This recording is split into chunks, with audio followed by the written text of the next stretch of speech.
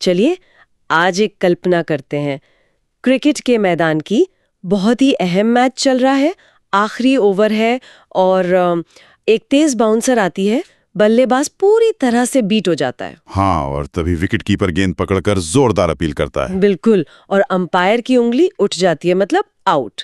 लेकिन जिस खिलाड़ी को आउट दिया गया है ना, उसे 100% यकीन है कि गेंद ने उसके बल्ले का किनारा छुआ ही नहीं है, तो अब वो क्या करेगा? जाहिर सी बात है, वो पिच पर बैठकर रो तो नहीं सकता और ना ही अंपायर से हाथापाई कर सकता है। हाँ, मतलब वो अपना बल्ला फेंक कर ये भी नहीं कह सकता कि मैं इस फैसले को नहीं मानता। इसके बजाय वो एक बहुत ही तकनीकी कदम उठाता है। वो तुरंत DRS यानी डिसीजन रिव्यू सिस्टम की मांग करता है। तीसरे अंपायर की तरफ इशारा करके, है ना? एकदम सही। और आज की इस गहरी चर्चा में हम जिस विषय को डिकोड करने वाले हैं ना, वो हमारी न्याय प्रणाली का DRS ही है। मैं शुरुआत से यही सोच रही थी कि ये कितना सटीक उदाहरण है। ये तुलना अदालत की कार्यप्रणाली को समझने के लिए वाकई एक बेहतरीन शुरुआत है, क्योंकि क्रिकेट के उस DRS की तरह ही ना कानूनी दुनिया में भी फैसले को चुनौती देने की व्यवस्था का एक बहुत ही स्पष्ट और सख्त ढांचा होता है। मतलब जब अदालत का फैसला आता है और कोई पक्ष उससे असंतुष्ट होता है, तो वो यूं ही हवा में शिकायत नहीं कर सकता या फिर जज पर पक्षपात का आरोप लगाकर हंगामा नहीं कर सकता। बिल्कुल, और यही आज के हमारे विश्लेषण का मुख्य फोकस है। हम मनीष शुक्ला एंड एसोसिएट्स द्वारा तैयार की गई जो आपराधिक विधि ड्राफ्टिंग श्रृंखला है ना, FIR से फैसले तक, उसके भाग 20 पर चर्चा कर रहे हैं। जी, और ये बहुत अहम हिस्सा है इस सीरीज का। हाँ, क्योंकि इस सीरीज के पिछले हिस्से में, मतलब भाग 19 में, हमने समझा था कि अदालत किस तरह से अपना निर्णय सुनाती है। लेकिन अक्सर ऐसा होता है कि जो असली कानूनी लड़ाई है वो फैसले के बाद ही शुरू होती है। सही बात है। आज के हमारे नोट्स हमें यही समझाते हैं कि अगर वो फैसला असंतोषजनक हो तो न्याय पाने का अगला कदम आखिर होता क्या है। मतलब अपील कोई गुहार या दया की भीख नहीं है, ये एक बेहद तकनीकी और पेचीदा कानूनी प्रक्रिया है। न्याय व्यवस्था में ना ये समझना बहुत जरूरी है कि निचली अदालत का जो निर्णय होता है वो कोई अंतिम सत्य नहीं है। मनीष जी की ये जो ड्राफ्टिंग श्रृंखला है ये इस बात को एकदम स्पष्ट करती है। अच्छा, तो मतलब गलती की गुंजाइश मानी जाती है? बिल्कुल मानी जाती है। जब किसी अदालत का फैसला आता है तो वो एक इंसान यानी न्यायाधीश का उस समय मौजूद साक्ष्यों और कानून की समझ के आधार पर लिया गया एक निष्कर्ष होता है। और देखिए, जहां इंसान है या जहां हजारों पन्नों की फाइलें हैं, वहां मानवीय चूक तो हो ही सकती है ना। कानून उस चूक को सुधारने का एक संस्थागत तरीका देता है और वही तरीका अपील है। लेकिन यहाँ एक बहुत बड़ी गलतफहमी है जिस पर मैं बात करना चाहती हूँ। मतलब अक्सर लोग सोचते हैं कि ठीक है, निचली अदालत में मैं केस हार गया तो कोई बात नहीं, अब मैं सीधे उच्च न्यायालय जाऊंगा और वहां जज साहब को शुरू से अपनी पूरी कहानी फिर से सुनाऊंगा। हाँ, ये बहुत आम गलतफहमी है। लेकिन अधिवक्ता मनीष शुक्ला जी के नोट्स एकदम साफ तौर पर कहते हैं कि अपील का मतलब ये बिल्कुल नहीं है, ये कोई नई शुरुआत नहीं है। ये उच्च न्यायालय द्वारा किया जाने वाला एक कानूनी पुनराविलोकन यानी रीवैल्यूएशन है। जी, रीइवैल्यूएशन। मैं तो इसे अपने स्कूल के दिनों की ना रीचेकिंग से जोड़कर देखती हूँ। मतलब जब बोर्ड परीक्षा में नंबर कम आते थे तो हम कॉपी रीचेकिंग के लिए भेजते थे। इसका मतलब ये थोड़ी था कि हमें नई खाली कॉपी मिल जाएगी और हम फिर से सारे जवाब लिखेंगे। क्या बात है, ये रीचेकिंग का उदाहरण यहाँ काफी हद तक लागू होता है। लेकिन कानूनी प्रक्रिया में ना एक बड़ा पेच है। वो क्या? निचली अदालत, जिसे हम ट्रायल कोर्ट कहते हैं, उसका मुख्य काम तथ्यों को स्थापित करना है। ट्रायल कोर्ट का जज गवाहों को अपने सामने गवाही देते हुए देखता है। अच्छा, मतलब वो उन्हें फिजिकली वहां देखता है? बिल्कुल। वो देखता है कि जब वकील जिरह कर रहा था तो क्या गवाह के पसीने छूट रहे थे, क्या वो हिचकिचा रहा था। ये जो डिमीनर होता है ना, यानी हाव भाव, वो उच्च न्यायालय का जज नहीं देख सकता क्योंकि उसके सामने तो केवल कागज होते हैं। तो इसका मतलब ये हुआ कि उच्च न्यायालय में जाकर कोई नया गवाह नहीं खड़ा किया जा सकता? जी नहीं। मतलब मान लीजिए फैसला आने के ठीक 2 दिन बाद मुझे कोई ऐसा चश्मदीद गवाह मिल जाए जो पहले डर के मारे कहीं छुप गया था, तो क्या मैं उच्च न्यायालय में अपील करते हुए ये नहीं कह सकती कि हुजूर इस नए गवाह को सुन लीजिए, ये सब सच जानता है? सामान्य परिस्थितियों में उच्च न्यायालय उसे सुनने से बिल्कुल मना कर देगा। अरे, मना कर देगा? लेकिन क्यों? इसके पीछे एक बहुत ठोस कारण है। देखिए, अगर उच्च न्यायालय हर नए गवाह को सुनने लगे या हर नए सबूत को स्वीकार करने लगे तो अपील की प्रक्रिया तो कभी खत्म ही नहीं होगी। हाँ, वो तो एक अंतहीन सिलसिला बन जाएगा। हाँ, बिल्कुल, वो एक अंतहीन ट्रायल बन जाएगा। उच्च न्यायालय का काम ट्रायल चलाना नहीं है, उसका काम ये देखना है कि जो सबूत और गवाह निचली अदालत के सामने पेश किए गए थे, क्या निचली अदालत के जज ने उन्हें समझने में कोई कानूनी त्रुटि की है, अच्छा। क्या कोई तथ्यात्मक गलती रह गई है। इसलिए अपील का पूरा दारोमदार इस बात पर है कि आप मौजूदा रिकॉर्ड में से निचली अदालत की गलती को कितनी सफाई से पकड़ पाते हैं। तो अगर हम पूरी कहानी फिर से नहीं सुना सकते और नए गवाह भी नहीं ला सकते, तो सवाल ये उठता है कि उच्च न्यायालय को निचली अदालत की वो गलती आखिर बताई कैसे जाए। और यहीं पर ड्राफ्टिंग का असली कौशल सामने आता है। हाँ, और अमन वाजपेयी जी ने अपने ड्राफ्टिंग के नोट्स में एक बहुत ही महत्वपूर्ण बात कही है। उन्होंने बताया है कि अपील दाखिल करते समय केस जीतने की असली चाबी अपील के आधार होते हैं, जिन्हें हम कानूनी भाषा में ग्राउंड्स ऑफ अपील कहते हैं। बिना मजबूत ग्राउंड्स के कोई भी अपील उच्च न्यायालय में टिक ही नहीं सकती। जब एक अनुभवी वकील अपील का ड्राफ्ट तैयार करता है ना, तो वो एक सर्जन की तरह काम करता है। एक सर्जन की तरह कैसे? मतलब उसे निचली अदालत के 100 या 200 पन्नों के फैसले को स्कैन करके ठीक वो नस पकड़नी होती है जहां कानूनी चूक हुई है।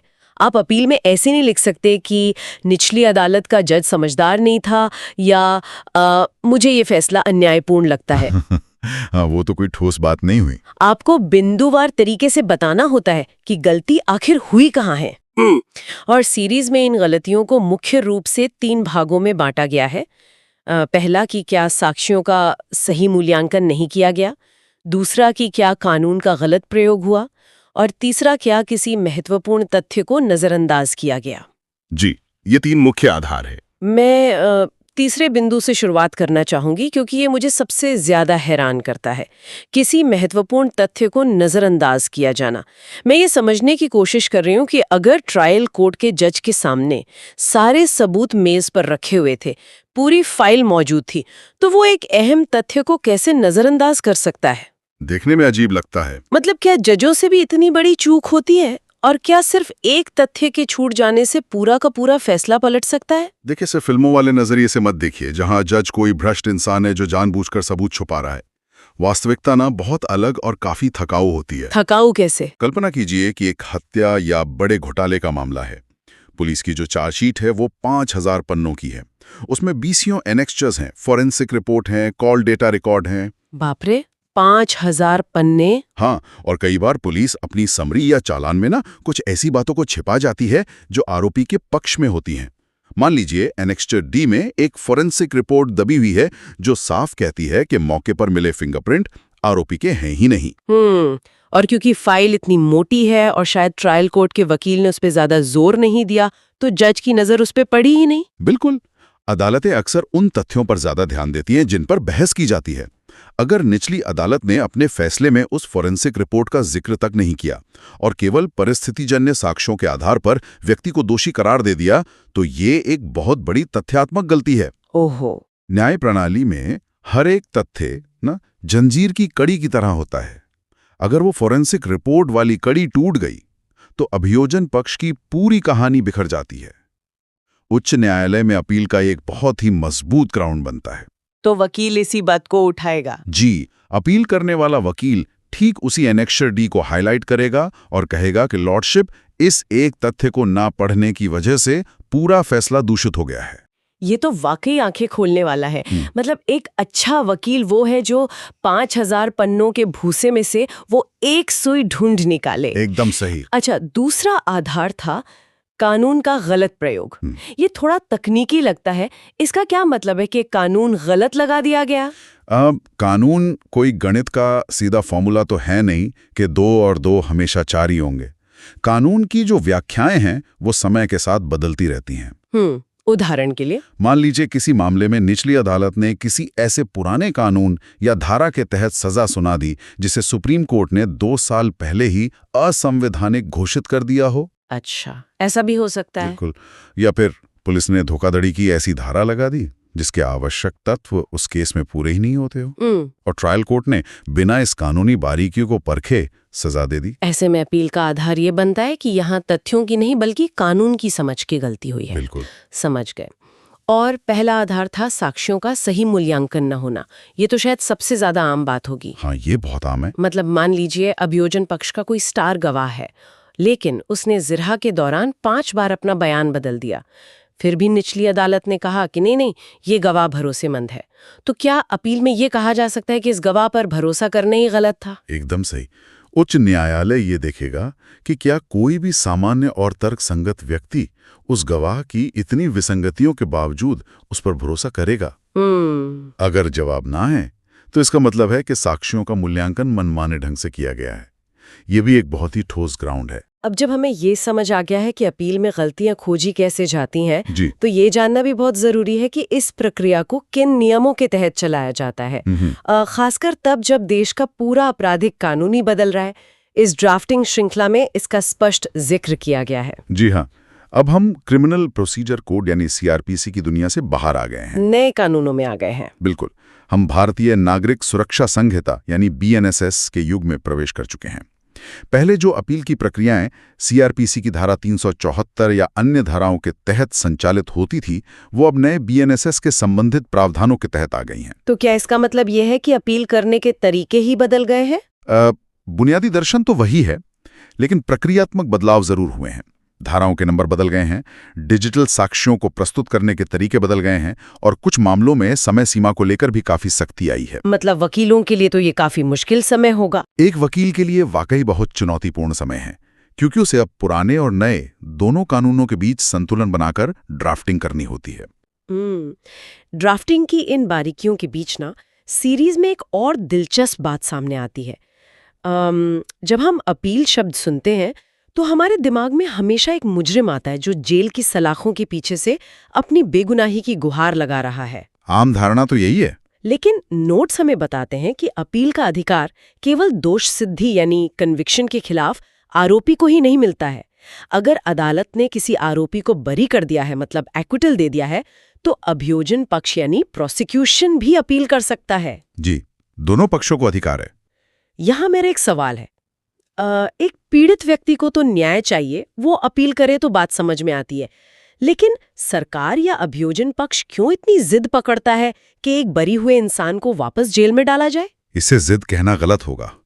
ये न्याय प्रणाली का एक बहुत ही मूल सिद्धांत है। वो कैसे? आपराधिक कानून में ना किसी भी संगीन अपराध को केवल एक व्यक्ति के खिलाफ नहीं माना जाता है, उसे पूरे समाज या स्टेट के खिलाफ अपराध माना जाता है। अच्छा, मतलब समाज के खिलाफ। हाँ, अगर कोई हत्यारा या बलात्कारी सबूतों की तकनीकी कमी या निचली अदालत की गलती के कारण बरी हो जाता है, तो ये केवल पीड़ित की हार नहीं है, ये पूरे समाज के लिए एक बड़ा खतरा है। ये तो सोचने वाली बात है। इसलिए अभियोजन पक्ष यानी स्टेट की ये जिम्मेदारी बनती है कि अगर निचली अदालत ने एक्विटल देने में कोई भारी भूल की है, तो वो उच्च न्यायालय में जाकर उस फैसले को चुनौती दे। ये तो एक बहुत ही गहरा नजरिया है। न्याय का तराजू दोनों तरफ बराबर होना ही चाहिए। अब इस पूरी अपील प्रक्रिया को अदालत के दरवाजे तक ले जाने के लिए अमन जी ने एक बहुत ही व्यवहारिक चेकलिस्ट दी है। जी, वो चेकलिस्ट बहुत काम की है। इसमें 4 मुख्य बातें हैं। पहला, समय सीमा यानी लिमिटेशन पीरियड। दूसरा, निर्णय की प्रमाणित प्रति यानी सर्टिफाइड कॉपी। तीसरा, मजबूत ग्राउंड्स जिन पर हमने अभी विस्तार से बात की। और चौथा, अनुभवी अधिवक्ता की मदद। बिल्कुल। मैं इसमें शुरुआत के 2 बिंदुओं को लेना चाहती हूँ। मुझे ये ना किसी अंतर्राष्ट्रीय यात्रा के पासपोर्ट और वीजा नियमों जैसा लगता है। पासपोर्ट और वीजा, ये एनालॉजी काफी दिलचस्प है, इसे थोड़ा और खोलिए। देखिए, अगर आपको किसी दूसरे देश में जाना है तो आप एयरपोर्ट पर इमिग्रेशन ऑफिसर को ये कहकर पार नहीं कर सकते कि मैं उस देश का नागरिक हूँ, मेरा यकीन मानिए। हाँ, कोई यकीन नहीं मानेगा। आपको आधिकारिक मोहर लगा हुआ अपना असली पासपोर्ट दिखाना ही पड़ता है। कानून की दुनिया में वो आधिकारिक दस्तावेज ही प्रमाणित प्रति या सर्टिफाइड कॉपी है। आप अदालत में अखबार की कटिंग या कोई सादी फोटोकॉपी लेकर नहीं जा सकते हैं। एकदम सही। आपको अदालत की मोहर लगी हुई फैसले की सर्टिफाइड कॉपी लगानी ही होती है। ये तुलना बहुत ही सटीक बैठी यहाँ पर। अदालतें पूरी तरह से रिकॉर्ड पर चलती हैं। जब तक उनके पास निचली अदालत का आधिकारिक और प्रमाणित दस्तावेज नहीं होगा, उच्च न्यायालय उस पर संज्ञान ले ही नहीं सकता। और जो दूसरा बिंदु है ना, समय सीमा या लिमिटेशन पीरियड, ये बिल्कुल वीजा की एक्सपायरी डेट की तरह है। कैसे? अगर आपका वीजा खत्म हो गया तो आप उस देश में नहीं जा सकते, चाहे आप कितने ही परेशान क्यों ना हो। लेकिन यहाँ मैं एक बहुत गंभीर सवाल उठाना चाहती हूँ। जी, पूछिए। हम यहाँ किसी यात्रा की नहीं बल्कि न्याय की बात कर रहे हैं। किसी की जिंदगी और आज़ादी दांव पर लगी है। अगर कोई व्यक्ति गरीब है, उसे कानून की जानकारी नहीं है, या वो गंभीर रूप से बीमार था और इस वजह से वो 60 दिन या 90 दिन की समय सीमा के भीतर अपील दायर नहीं कर पाया, तो क्या सिर्फ 10 दिन लेट हो जाने की वजह से एक निर्दोष इंसान को जिंदगी भर जेल में सड़ने दिया जाए? क्या न्याय जैसी पवित्र चीज में समय सीमा का इतना सख्त होना अन्याय नहीं है? ये एक ऐसा कानूनी और नैतिक द्वंद्व है जिस पर न्यायविद सदियों से बहस करते आ रहे हैं। एक तरफ व्यक्तिगत न्याय की पुकार है और दूसरी तरफ पूरी न्यायिक व्यवस्था को सुचारू रूप से चलाने की मजबूरी। कानून में एक बहुत अहम सिद्धांत है, फाइनैलिटी, यानी विवाद के अंत की आवश्यकता। फाइनैलिटी क्या मतलब हुआ इसका? देखिए, अगर अपील करने की कोई समय सीमा ही ना हो तो सोचिए क्या होगा। जिस पक्ष ने केस जीता है वो तो जीवन भर इसी डर में जिएगा कि पता नहीं 10 साल बाद हारा हुआ पक्ष वापस आ जाए और मामला फिर से खुल जाए। हाँ, ये तो है। कोई भी फैसला कभी अंतिम होगा ही नहीं।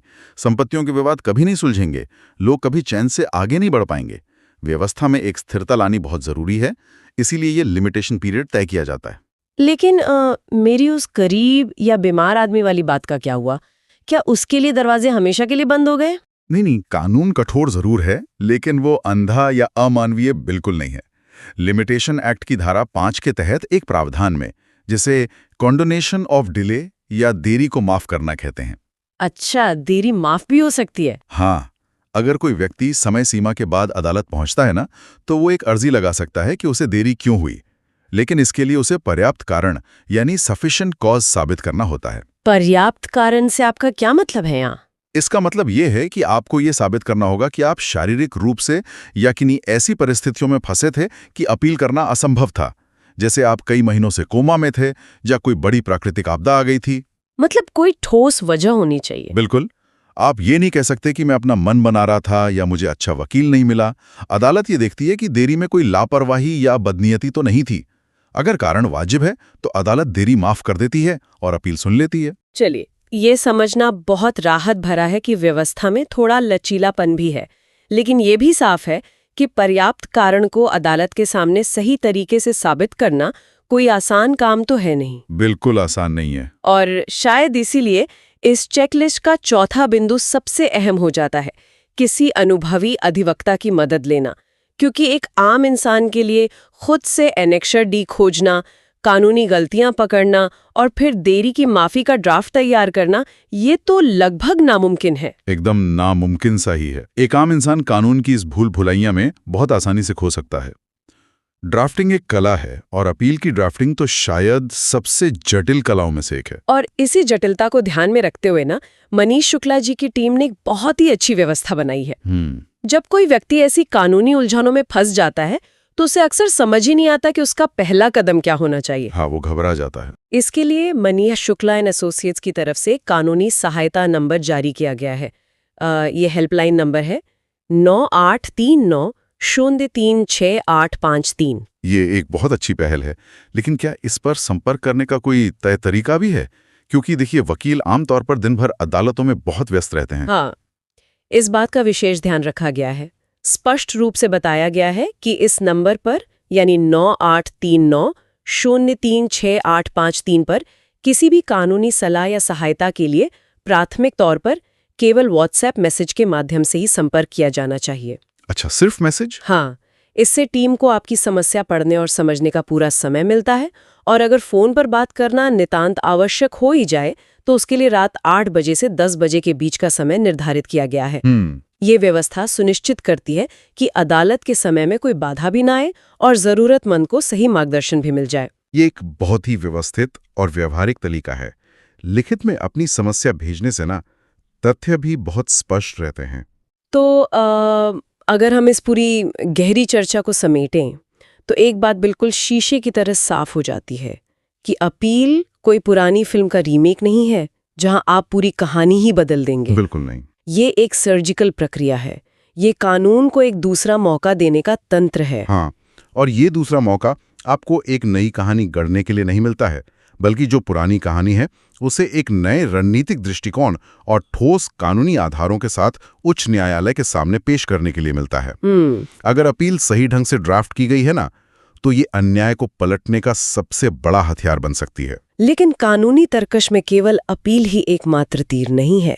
आज की इस चर्चा के अंत में एक बहुत ही दिलचस्प टीजर भी दिया गया है स्रोत सामग्री में। अच्छा, वो क्या है? मनीष जी की सीरीज के अगले भाग में हम जानेंगे कि कई मामलों में अपील की जगह रिवीजन का रास्ता क्यों चुना जाता है। अपील और रिवीजन में क्या बुनियादी फर्क है, ये हम अगले एपिसोड में डिकोड करेंगे। वो चर्चा तो और भी तकनीकी होने वाली है, क्योंकि रिवीजन में उच्च न्यायालय के पास हस्तक्षेप करने की जो शक्तियां हैं वो अपील से काफी अलग होती हैं। बिल्कुल, उस पर हम गहराई से बात करेंगे। लेकिन आज इस चर्चा को खत्म करने से पहले मैं एक विचार छोड़कर जाना चाहती हूँ।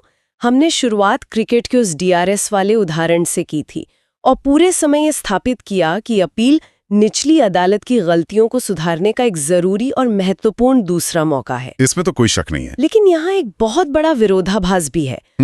अगर न्याय प्रणाली हर असंतुष्ट व्यक्ति को ये दूसरा मौका देती है और भारत जैसे विशाल देश में अगर हर हारा हुआ व्यक्ति इस अधिकार का इस्तेमाल करते हुए उच्च न्यायालय और फिर सर्वोच्च न्यायालय का दरवाजा खटखटाने लगे, तो अदालतों पर मुकदमों का कितना भारी बोझ बढ़ेगा। ये आज के समय का सबसे ज्वलंत सवाल है। लाखों केस पहले से ही लंबित पड़े हैं। तो सोचने वाली बात ये है कि क्या ये संभव है कि अपील का ये अधिकार, जो एक व्यक्ति के लिए न्याय पाने का आखिरी रास्ता है, वही अधिकार एक वृहत स्तर पर पूरे सिस्टम को चोक कर रहा हो। जब हर छोटा बड़ा मामला ऊपरी अदालत में जाएगा, तो क्या इससे बाकी अनगिनत लोगों को न्याय मिलने में देरी नहीं होगी? बिल्कुल होगी। क्या एक व्यक्ति का दूसरा मौका किसी और के पहले मौके में रुकावट बन रहा है? ये न्याय व्यवस्था का वो विरोधाभास है जिसका कोई आसान जवाब नहीं है, लेकिन जिस पर हर नागरिक और कानूनविद को सोचना जरूर चाहिए। सचमुच व्यक्तिगत न्याय और व्यवस्था की गति के बीच का ये संतुलन ही आधुनिक न्याय प्रणाली की सबसे बड़ी चुनौती है। इसी उलझे हुए लेकिन जरूरी विचार के साथ हम आज की इस गहरी चर्चा को यहीं विराम देते हैं। कानून की इन पेचीदगियों को डिकोड करने के इस सफर में हमारे साथ जुड़ने के लिए बहुत बहुत धन्यवाद। मिलते हैं इसके अगले हिस्से में।